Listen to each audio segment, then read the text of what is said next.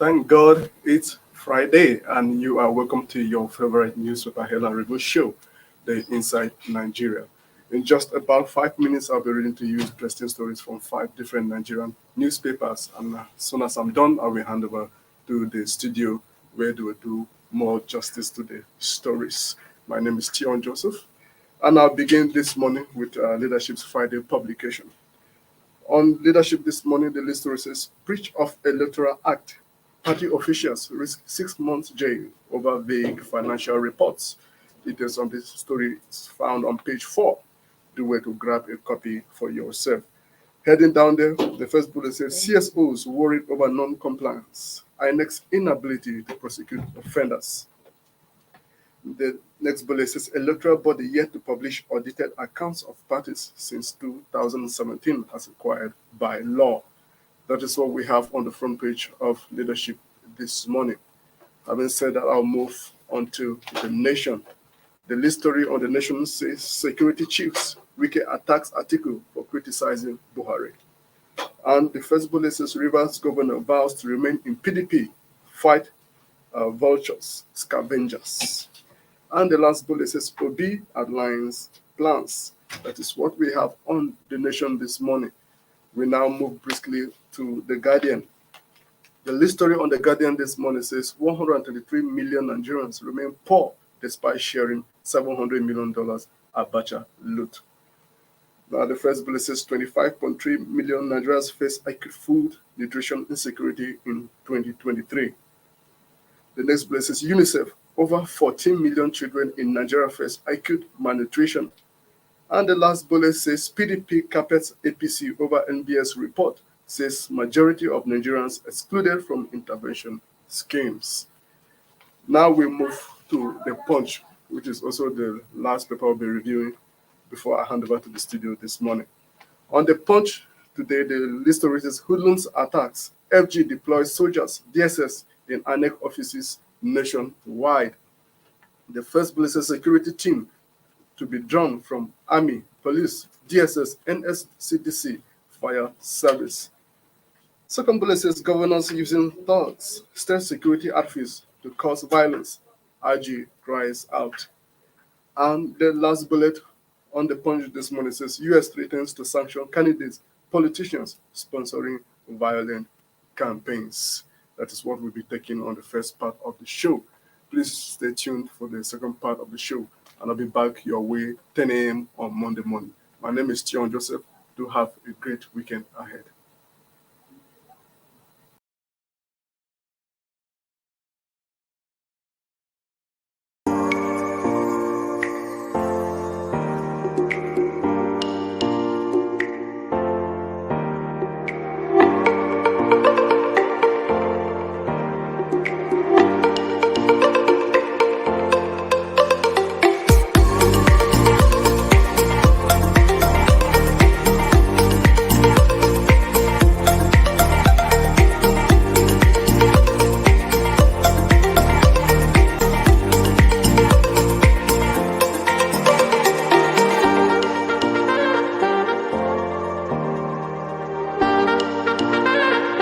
For sponsorship and advert placements, please contact 080-3688-6158. Last Word Leadership Podcast Studio. You have the last word.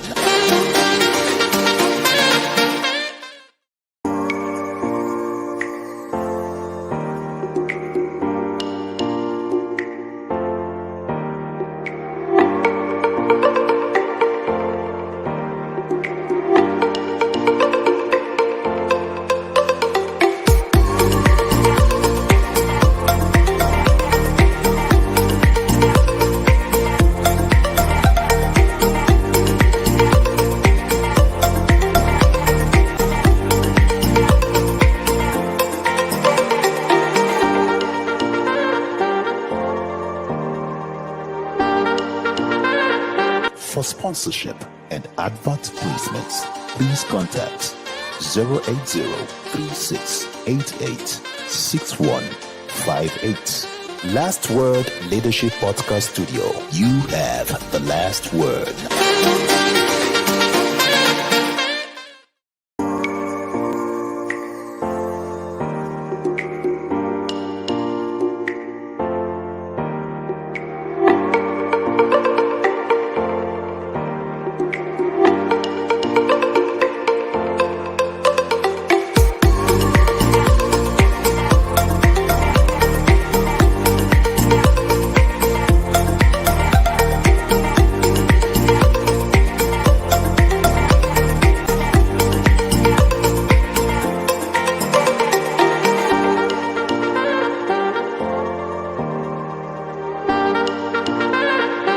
sponsorship and advert placements, please contact 080-3688-6158. Last Word Leadership Podcast Studio. You have the last word.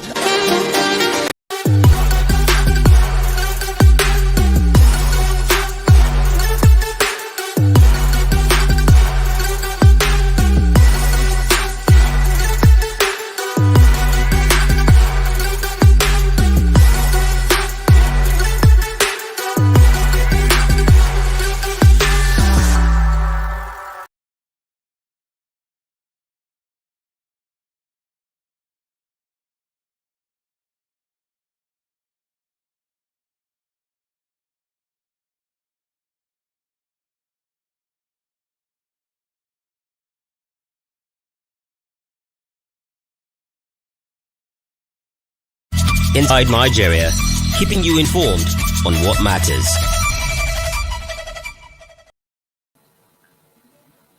Good morning. Welcome to the breakfast segment of Inside Nigeria on Leadership Television. My name is Winifred Obeba. It's a pleasure to be hosting you to the last edition for the week. And with my guests, as you can see in the studio, is a public affairs analyst, Majid Dahiru. Majid, it's so nice to see you. Thank you very much. I've been on AWO for a long time now.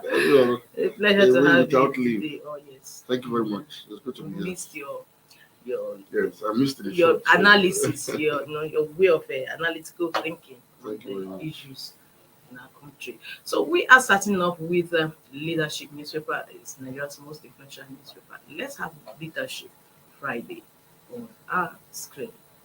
Incidentally, Leadership Friday is the first Friday newspaper in the country. Breach of Electoral Act. Party officials risk 6 months jail over vague financial reports. Breach of Electoral Act. Party officials risk 6 months jail over vague financial reports. CSOs worried over non-compliance. INEC's inability to prosecute offenders. Electoral body yet to publish audited accounts of parties since 2017 as required by law.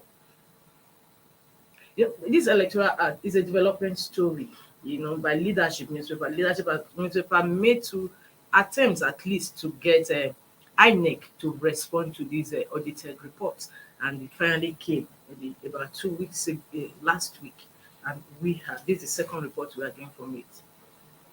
Well, the audited report that has come out shows that maybe 1 or 2 political parties may have overshot the threshold of spending. But I think INEC has to walk the talk this time around. Whenever they need to wield the big stick, it should be done. Even though I know that it is extremely difficult in a country like Nigeria to be able to track effectively the spending of political parties. Yes.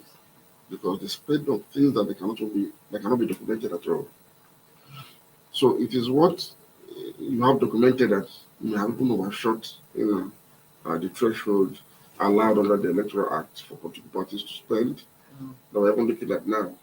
But the real what political parties spend outside the radar is actually much more than yes, and it's a problem that's associated with our kind of politics. It's highly monetized.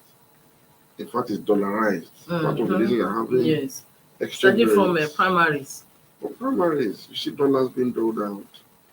And if you continue until the eve of election, when hard currencies will be distributed across states and governments to party chieftains, we will convert into naira for vote buying at the polling units. And this is something that is completely out of the radar of financial tracking. And in fact, if you ask me, it's actually a crime. The kind of monies we spend for vote buying is something that should come under criminal complicity. But unfortunately, we treat it with, as if it's as if it's a normal thing. Yes, it's a normal thing. Now it's normal. Everybody does it, so it's not normal. Like ordinarily, it shouldn't. So what you see INEC, act on this, because INEC has prosecutorial powers. INEC can actually prosecute, can initiate prosecution. We saw that in Akwa Ibom when REC the Resident Electoral Commissioner in Mike Guinea Yes. prosecuted that professor who tried to alter the results in the Akwa Ibom Northeast electoral election contest in 2019. And he wasn't convicted. So INEC has powers to prosecute and to actually punish political parties wherever they carry out infringements on the Electoral Act. Okay. Following closely is the leading story also on the Punch newspaper. Punch has similar story, but not the same. It says hoodlums attack. Federal government deploys soldiers DSS in INEC offices nationwide. Hoodlums attacks. Federal government deploys soldiers DSS in INEC offices nationwide. Security team to be drawn from Army, Police, DSS, NSCDC, Fire Service. Governors using thugs, state security outfits to cause violence. IG cries out. US threatens to sanction candidates, politicians sponsoring violent campaigns. That's the story on the Punch. This is a very good development Yes. because we've seen consistent attacks carried out on INEC premises. Oh yes, and even just 2 days ago, during this, it was a celebration of World Tolerance Day, Yes. and the ES, Executive Secretary of the National Human Rights Commission, raised the alarm that it's becoming troublesome, given the violence that is emanating from this election. Yes, it's very worrisome actually. And this measure, I hope it will be put in place as stated by this newspaper today, because you need a combination of these services to actually protect and prevent such attacks on, a critical institution like INEC at this time that we're going to election. Fire service is necessary because we've seen that most times they attack these places and they attempt to burn them down and sometimes succeed. They also need the DSS to be able to actually prevent by supplying intelligence, actionable intelligence, as to people that are planning to carry out these attacks. And the civil defense, and of course the police, maybe the army sometimes, can also come in to actually counter such attacks. So it's important we put in place this integrated national security response to what has become a problem. And I wonder who is actually interested in destroying INEC offices and their facilities. Exactly. I don't know what they intend to do. Yeah. So it's a serious issue. And like you said, if you add this to the violence, the prospect of violence going to the election because of the heated politics, the rhetoric emanating from political actors, and the incitement going on, and the occasional violence we are seeing, it means security agencies must be up and doing. Okay, prior to this campaign, the candidates for the three political parties all the presidential parties, this signed a peace accord. But we can see that it's not helping much, because what about governors? What about local government council chairmen in their states? What about the councillors? Don't you think that maybe the whole players should be brought into it to sign this peace accord? The thing is, between me and you, there was no need for a peace even accord. if presidential candidates are not doing that, what about the governors of their states? You see, there was no need. There's no need for anybody to sign a peace accord in the first instance. As a citizen, you have an obligation to be peaceful. And when you choose not to be peaceful, there should be sanctions immediately. It is the responsibility of the commander-in-chief who controls security agencies to make sure that anybody in this party, outside this party, his region, outside this region, anywhere, law must be enforced on everybody without prejudice, without favor on the basis of ethnicity, religion, or partisan alliance. It must be the law and the law. So what we should be saying is anybody who tries not to be peaceful should be sanctioned accordingly. There are laws already that actually takes care of electoral violence. So it's your business to commit or not to commit, but you cannot carry out violent activities because the law will prevent you. And when you succeed in doing that, the law will punish you severely, including disqualification, including imprisonment, including fines. But don't you think that one will entail a lot? Because we saw in what happened in Borno State. At the end of the day, in fact, it started with Kaduna. Yes. And we have each parties, accusing each other of that is because those are supposed to enforce law have taken sides. It's clear. So sometimes we don't even know who say the truth or not. Exactly. We need to have law enforcement to be impartial in the discharge of their responsibility. What we need is enforcement of law and order. This entire issue comes under the purview of law and order. It's a law and order matter. Somebody is doing rally, you don't have a right to go there and disrupt the rally. You do, you should be punished. Simple. And whoever sent you will be punished. Whoever sponsored you will be punished. We need to make our laws work. If our laws are working, you don't need to sign electoral, to sign a peace accord. What for? No. They've signed a peace accord, and because the law is weak. We need to strengthen these laws by getting the right people to man law enforcement management. We need citizenship-minded people, not just citizens. We need citizenship. Somebody who understands that the law supersedes politics, culture, tradition, and religion. That is a citizenship-minded person. Yes. Who understands that it is the constitution that it is religion, it is the constitution that it is his culture, it is the constitution that is the law he recognizes, and nothing, no constitution. Such individuals will be able to enforce law and order impartially. So what we need is an impartial enforcement of law and order across board. You can't. This is electoral violence. You can't do this violence. Yes, there are adequate laws against such happenings, but if they are not enforced, so we need to focus on enforcing law and getting people to come and sit down around the round table to sign. National Assembly actually started a move to set up a electoral act court. Which is not necessary. Look, these things, we set up too many agencies and commissions for things that are simple. The DPO in this locality is supposed to discharge his responsibility of arresting offenders, taking them to the nearest magistrate court, get them convicted, and send them to the nearest prison. It's as simple as that. Police force. This is what the police should be doing. In fact, even in the so-called war against corruption or graft, a policeman, an IPO from that local position is enough to prosecute a governor. Simple. What is a petition to the policeman that somehow something happened in the government house? In Nigeria about the dream. This is the agenda we should be setting. No, this is the agenda we should be setting. What is a petition to the police, to the DPO there, that this governor has moved money from here to here to here? These are the evidence. What the DPO needs to do is to arrest everybody involved with that immunity first. Cram them into prison, begin the prosecution. And the case file is waiting for the governor. As soon as the governor is losing his immunity, he doesn't need to go to Abuja to EFCC. To that magistrate court, get his conviction, and you have his day in that jail inside the state there. That's the ideal. If you decentralize this and allow the police to work, you don't need these bogus commissions, bogus electoral affairs. What do you need it for? What is the role of the police? So the police need to do all of these things. We need to strengthen the police.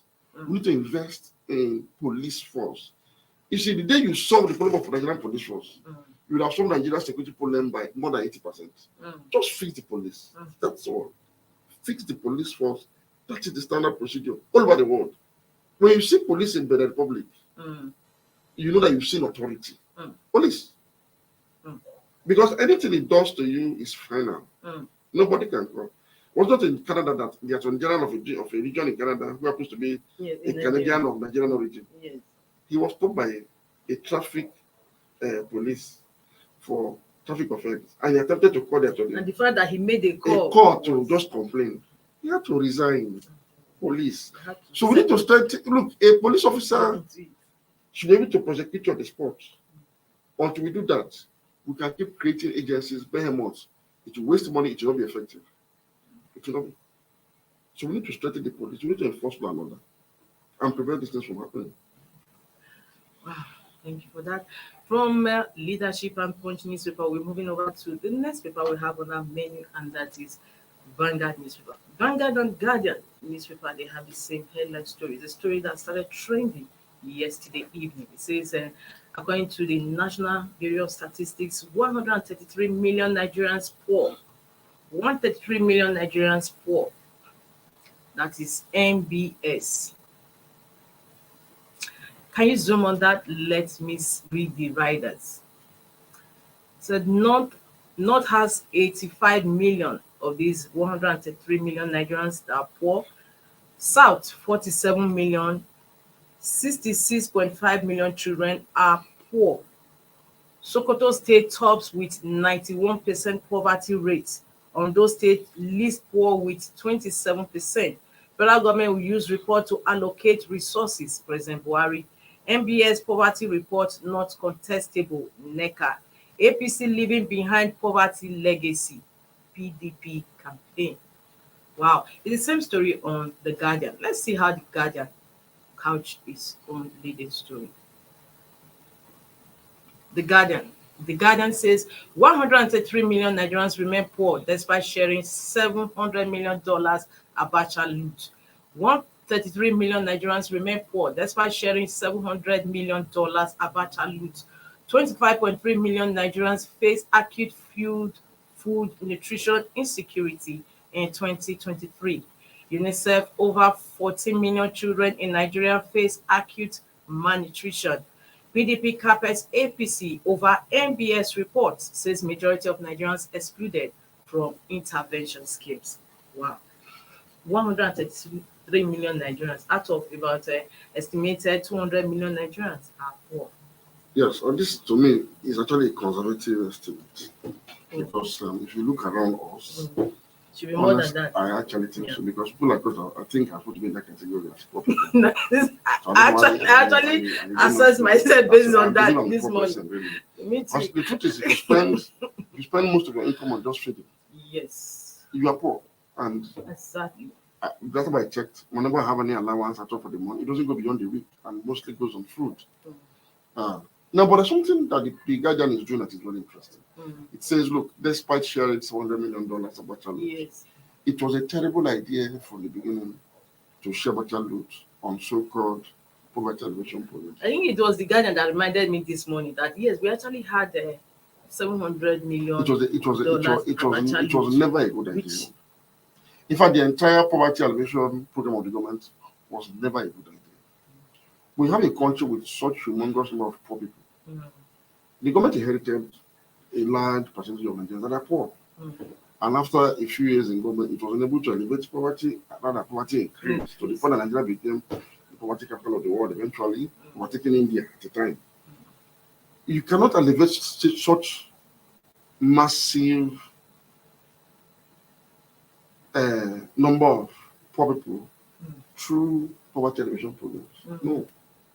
The first thing you do is to invest every available money into productive ventures that are export competitive. But I cannot make this point enough. Because you have too many poor people. When this money you're talking about will not go around. And to only increase the poverty because you are sharing 5,000 to a few people out of this humongous number of people that are poor. What is that 5,000 going to do for anybody and elevate poverty? It cannot elevate poverty. What should have been done ordinarily was to have an integrated national plan. Integrated. What do I mean by integrated? If you look at the different parts of Nigeria, there are different economic potentials and endowments. Some are agriculture, some are actually solid minerals, some are services. It depends on the part of the country you're talking about. Integrated here means bringing them together, harnessing them, making sure you convert these potentials into goods and services that are exportable. Now, when you do that consistently over a period of, say, 4 years, and are able to push agri-produce, finished products of all kinds into the international market, and you earn foreign exchange from that. You see, the farmer or the plantation worker or the factory worker in the different parts of Nigeria, their poverty would have been elevated due to this productive venture. Because you cannot banish poverty through giving out of handouts. No, there are too many poor people. It's only when you have been able to alleviate people out of poverty through productivity, people are productively engaged, are employed, have stable income that are sustainable for a period of time because of this cycle of productivity that goes into the international market. You can now look at, okay, despite this effort, how many people are still left behind? Because naturally, not everybody will be able to get engaged productively. It's just natural. You must have people that are not just able to. And usually we are able to now reduce poverty to, let's say, between 30 to 25%. That is, over majority of the people are no longer poor. And those people that are poor, you can now budget adequately and put them on some social security schemes that tried to just give them a lifeline through social housing, through public, feeding and some stipends. But before you do that, you must make sure that people are productively engaged for as many as they are. China is a classic example. China was a very poor country. For a long time, China struggled with poverty until the 70s. And what did China do? So China realized that you can no longer insist on being a socialist country that is inward looking. No, it's not going to work. You know why? There's no country in the world, none, that is blessed with abundant human and natural resources. No. Every country must look beyond its borders for extra sources of both human and natural as well as material resources. How? For countries that need manpower to work in the economy, you see them having immigration schemes that attract the best from all over the world to come into their countries. They're trying to show up their human capital.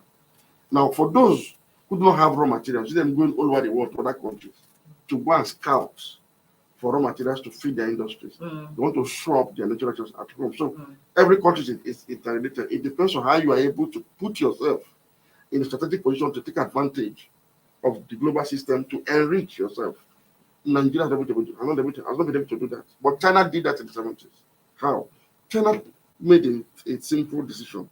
It was Deng Xiaoping, the leader of China, beginning from 1975, who said, it doesn't matter whether the cat is black or white, so long as it catches the mouse.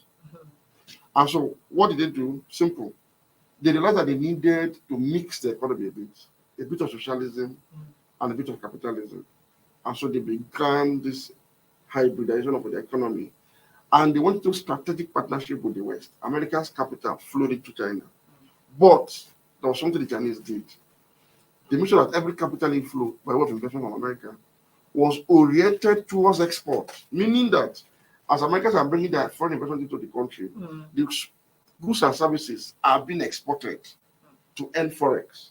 And so the more they utilize American capital for export competitive activities, and China became a major export powerhouse, more and more people are now being pulled out of poverty. Because all over the world today, for example, beginning from this studio, our homes, everywhere, we see made in China products. Each time you buy those products, you are pulling somebody out of poverty and you are paying somebody's bills in China. That was how they were able to move half of their population, 500 million people, over this period of time, out of poverty.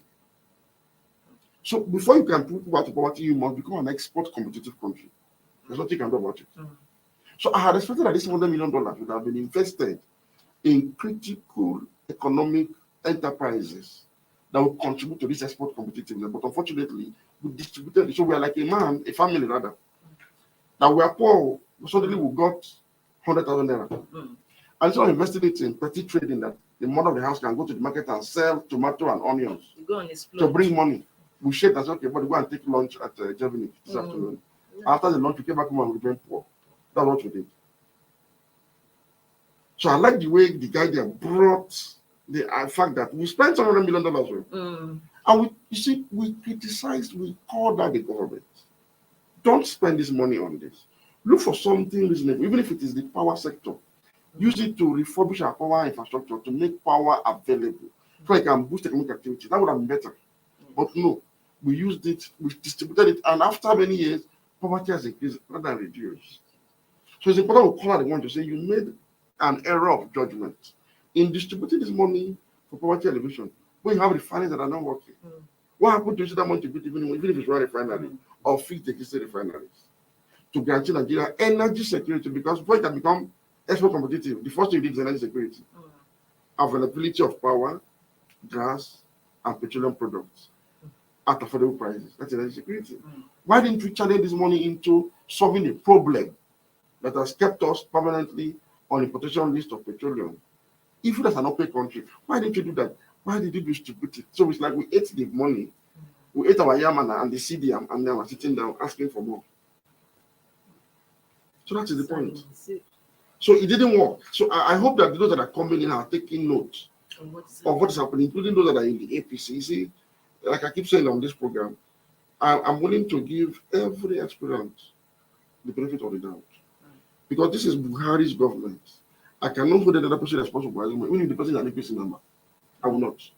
I'll look at your own manifesto. What is it you want to do differently? And scrutinize based on that and hold you based on that. And something goes for the PDP candidate, the Labour Party candidate, and all other candidates. You want to see what you have. What lessons have you learned from the past misrule in this country, and how do you intend to correct it going forward? These are the things that are actually critical for us as Nigerians.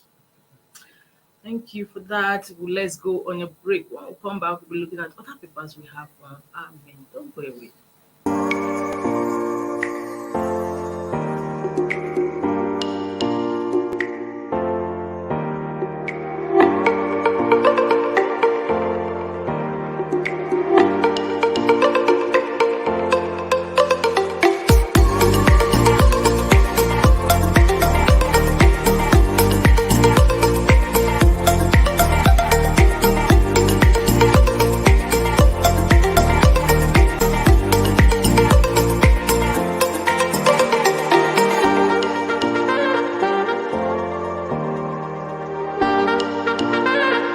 For sponsorship and advert placements, please contact 080-3688-6158. Last Word Leadership Podcast Studio. You have the last word.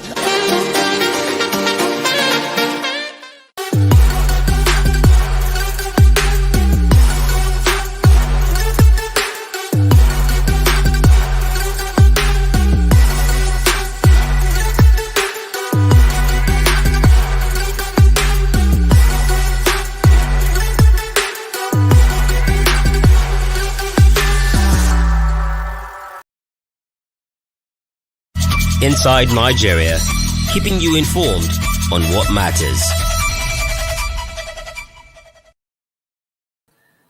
You're welcome back. In case you're just tuning in, the program is Inside Nigeria on Leadership Television. With me in the studio is a public affairs analyst, very, very analytical in his assessment of current affairs. It's Majid Dahiru. Thank you so much for your presence. For having me here today. Now, we have the last paper on Amen, and that is The Nation. Let's see what The Nation is saying. Security chiefs, Wike attacks Atiku for criticizing Buhari. Security chiefs, Wike attacks Atiku for criticizing Buhari. Rivers governor vows to remain in PDP, fight vultures, scavengers, will be outlined plans. It is still all about Wike. Yes, he was in Rivers yesterday, the commission project, and as usual, Governor Wike used the opportunity to send, missiles across. It's like Wike always uses that opportunity of commissioning to send ballistic missiles across to his enemies, and it's always very entertaining. In fact, I was telling somebody yesterday that Wike is no longer the problem of PDP. The problem now is that his hype man. That one is always singing, as if they paying them, if they treat us. As if they treat us. That guy, in fact, if Atiku wants to speak with Wike, he needs to reach out to that guy. Any piece effort to try that hype man will not work, because it's as if when Wike is even trying to calm down a bit, the guy will just sing one song, and Wike will this and that. That guy needs to be taken care of. Anyway, you know what he said yesterday? He said because you are a trader, he was saying no. That's why he invited traders to come for the commission. Oh, Wike. Wike is giving a lot of vibe with this election, and is. By the time I thought he was talking too much. He does, but we have become adjusted to Wike now. We have adjusted to Wike's theatrics as part of the avatars of the campaign season. At least sometimes he gives us some of this comic relief. We watch, we laugh. Like, I don't know. Is it today that the president is going to Rivers to commission Nigerian law school? I think it's today. We don't even know. Okay, if it's today, it's an opportunity to sit down and watch. But what you can take from the man, he's been a phenomenal performer in terms of physical infrastructure and other critical projects. He's been phenomenal. I've taken my time to look at some of the projects he's done. Actually, as a way of that, as a matter of fact, he's a leadership is a politician for the year. No. Wike is actually a phenomenal political figure, indeed. He actually kept the opposition PDP alive in the last yes, he couple did. of years. And he made a very good attempt at the presidency, with his party. And Wike has been an astute politician. If you look at his style, for those who know him personally, Wike is somebody you can actually rely on as a reliable friend Yes. and ally. And that's why sometimes maybe it pains him when people do not do unto him what he does unto other Yes. people. And he goes very, becomes very It's ballistic. only the Benue State governor Yes. that has also remained faithful to him. Yes, and like I said, like I was trying to say, I've looked at Wike's projects. Honestly, in record time, he's done a lot. For example, he made the Have point you been that to Rivers? I was in Rivers a long time ago, and I never wanted to go to Rivers. Rivers was jam-packed, congested. I stayed in GRA, and at 10:30 p.m., there was a hold up in GRA in Port Harcourt. And I'm like, what kind of a godforsaken town is this? But when I now see the number of flyovers is done and road projects, it gives me the impression that maybe the traffic jam and even the pollution in the city may have been eased with this very massive, road infrastructure he's done. So, because Rivers is in dear need of such intervention. Yeah, I also said there many years ago, and there are just two major roads In Port Harcourt. in Port Harcourt. Yes. Lead you to all Exactly. this. So Like, with this they would have expansion, created more. exactly with this expansion, I believe that I'm sure Port Harcourt might be an improved city than the last time I visited. And the law school particularly, I was impressed. He said, look, he built this law school in 10 months. Which means that when governors really want to do something, they can do it. Yes, 10 months. they can do it. And he's said to be the best in the country. Just in terms of facility, in terms of anything you can think of, that it is the best. He built and donated to the federal government. And let me tell you the advantage for the state. It will attract development to the state because there's a law school in the state. And there's nothing too much invested in education. So that is a very critical piece of education infrastructure that he has invested in. And for me, that might be his abiding legacy. In fact, if you ask me my private opinion, I think the federal government should name that campus after Governor Wike as a fitting tribute for him for what he has done. So he's done well. Now back to the issue he was trying to talk about. Yes, Atiku actually made the point at the Lagos Business School, I think. No, it was at the Guild of Editors Forum in Lagos. Atiku made the point about nepotism and sectionalism of the current government. We are, according to him, out of the 17 heads of security agencies, all of them are in the north. Even though that may not be actually accurate, the chief of air staff is from the south, at least. But anyway, what the import of what Atiku was saying is also from Irabo is from Delta. So I think what Atiku was simply trying to say is there's an overwhelming number of security children, which is the reality. I mean, DSS, NIA, police force, head of the army, head of the navy, civil defense, and all of it. Including service. I mean, so it's something we've called out this administration for to say no, it does not allow for national unity and command national loyalty because people are feeling left out of some of these important appointments of the state. So he was trying to say, look, I'm going to correct that as president. But Wike is not counting to say, look, you started by doing that in the party now. In a party, you have a northerners. Oh, now I see. You have a northerners presidential candidate. I see where the attack is coming from. You have a northerner as the candidate of the party, you have a northerner as the party chairman. And we're saying they need party chairman to the south. So start by doing this from home. Start from today. Don't wait till you become president. That was the point he was trying to make. And I think it's quite valid too. That somehow, before you say certain things, you must demonstrate it. But in other ways too, give it to Atiku. Atiku seems to be a nationalist, even though I also didn't quite find his running for presidency at the time that he's supposed to be the turn of the South. Yes. But the only thing what I've observed in the recent past is that a lot of Southerners are supporting him. Meaning that maybe to those Southerners, they see Atiku as one of them, as one of their own because of their relationship. It's also healthy for national development. It's healthy for politics. So if Southerners feel that a Northerner is as much a Southerner as they are, as part of one Nigeria. So it's okay, there's no problem about that. So we can safely now concentrate on their respective manifestos and know what they want to offer to the country. That's not a problem. So I want to believe that Atiku means what he's saying. Wike also made a statement that he wasn't leaving PDP, as we read the rider on the latest. Because he was addressing the party for vultures and scavengers. Yeah, I think that The truth is, Wike is still hot from the primaries and the aftermath. And it's very difficult to heal, actually. Elections are like warfare in Nigeria. If you lose an election, avoid the person for a long time, for at least a year. It takes a year plus for people to recover from the shock of losing an election in Nigeria. I don't know why. Like that. I don't understand. Because I would have thought that.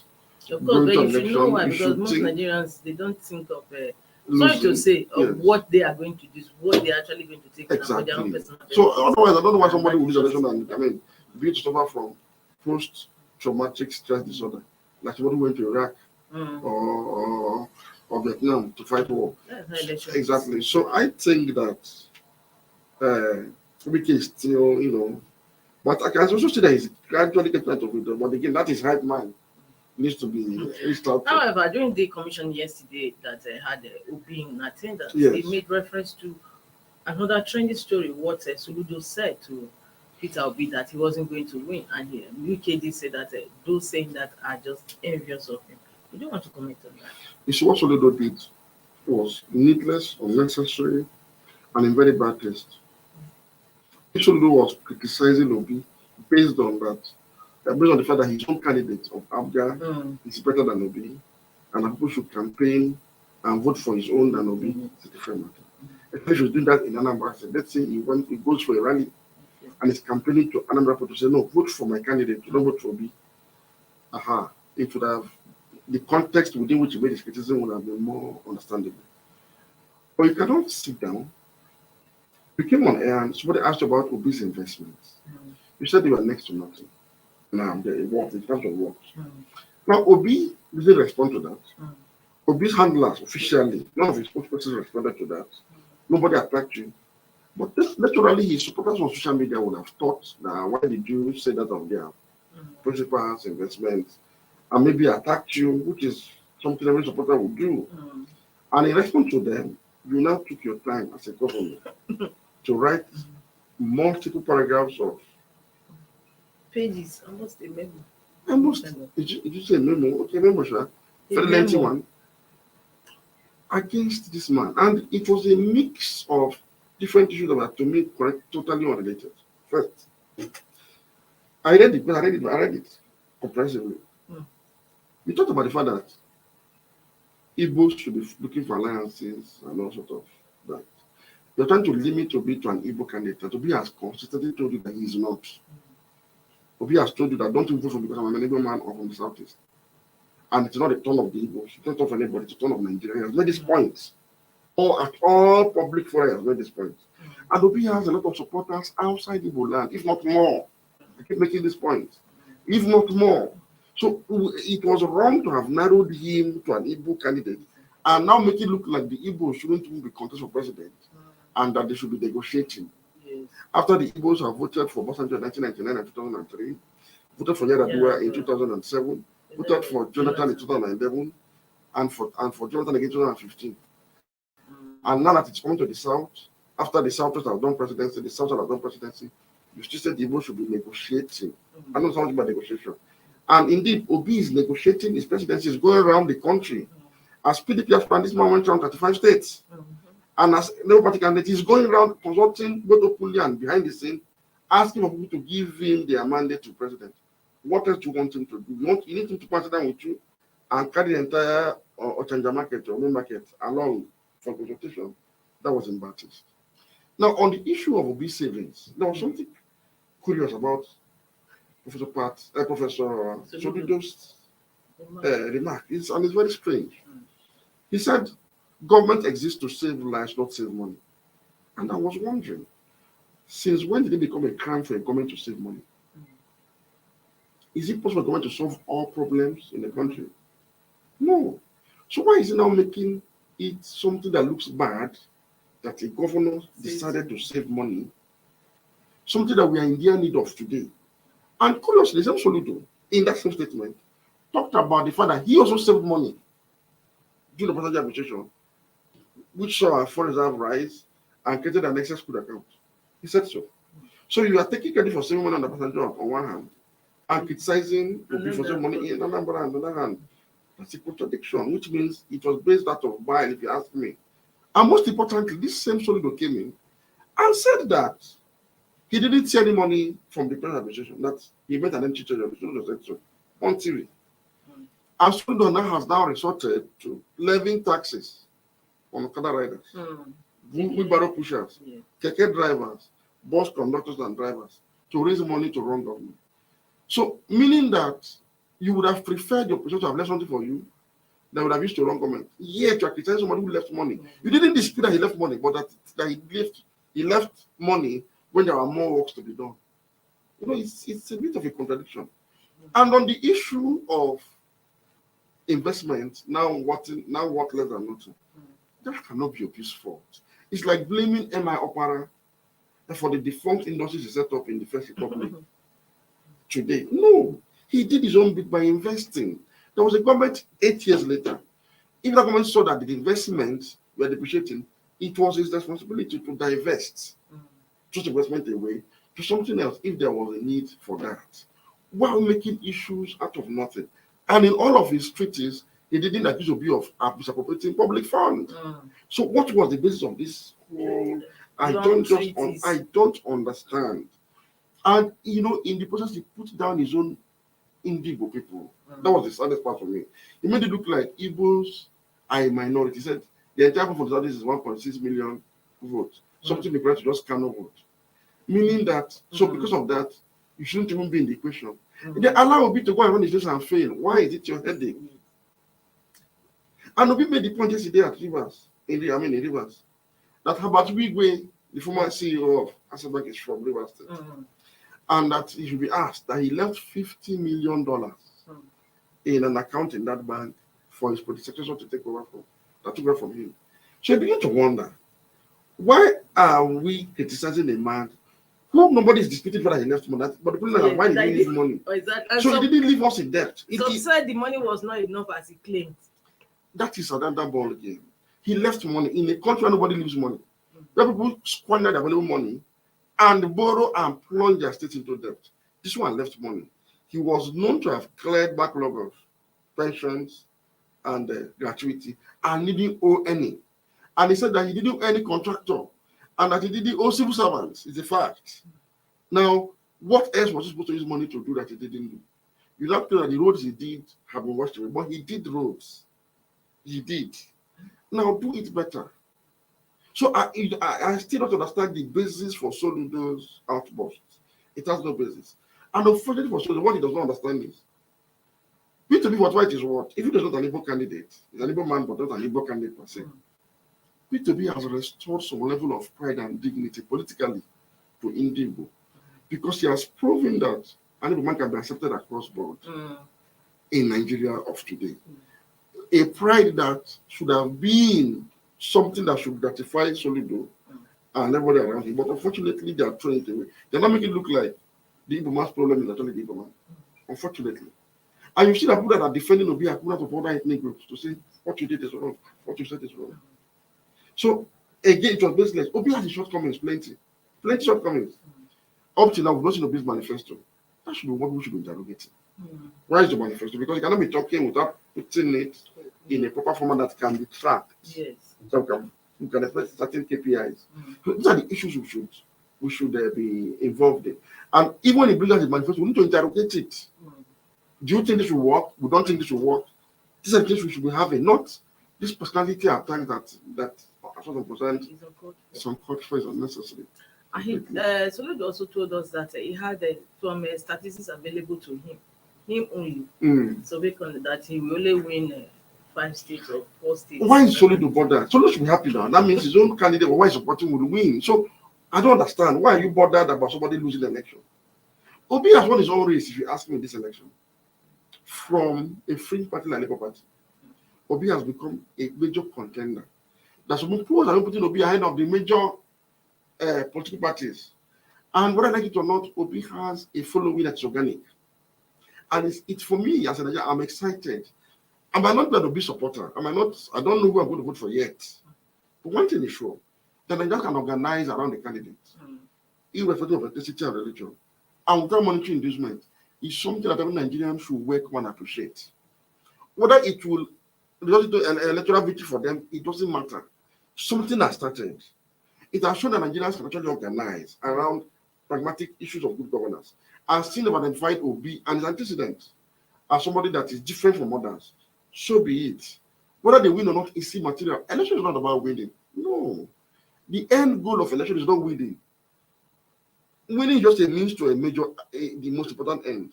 Good governance. Yeah. If anybody wins the election and there's no good governance, it's of no use. He talked about the fact that in the last 7 years, the Southwest and the North had an alliance that produced Buhari. What has been the positive effect of that alliance on the North and on the Southwest? What has Igbo man lost in that government? Nothing.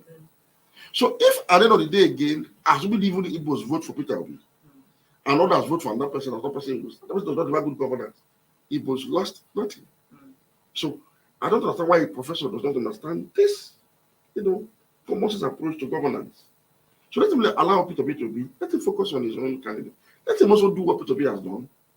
Again, yesterday, Peter came out to say, I left $50 million in Herbert Wike's bank, Herbert Wike is alive. He has not disputed that fact till this morning. Wow. Just before we go, we have time is running out on our hands. I want to shortly, let me just quickly ask you. Now, Wike said he's not going to leave the party for vultures and vultures scattering gas. So do you see PDP uniting? I think they've crossed. In fact, yesterday, I actually think they've crossed the point of no return. From what I saw yesterday, I used to think that somehow there will be reconciliation. But what Wike has done yesterday, if I'm to analyze it politically, Wike has shown his support behind Obi, clearly. And I'll tell you why. If it is when he promised him logistics support. Yes.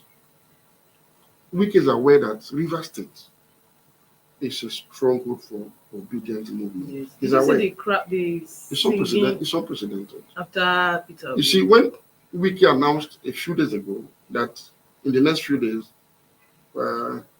Peter will be coming. That was the day he commissioned the Peter Odede Medical Center. Yes, I saw it. If you see the reaction from the crowd, even Wike was taken aback a bit to say, what's happening? And what we saw yesterday was phenomenal. For a man who actually doesn't fund the election in a conventional manner, it is phenomenal. It's something for people to take note of. It's phenomenal. Wike understand that obedience are only after Obi. They don't care about governorship of Labour Party candidates. Senatorial, they don't know, they're not interested. No, do you think that probably is why Atiku is not so disposed? Because they may have done their homework and would say, no, this probably this South would be for Obi. It was also the same response when you went to Edo State. Actually, maybe that is why they are holding on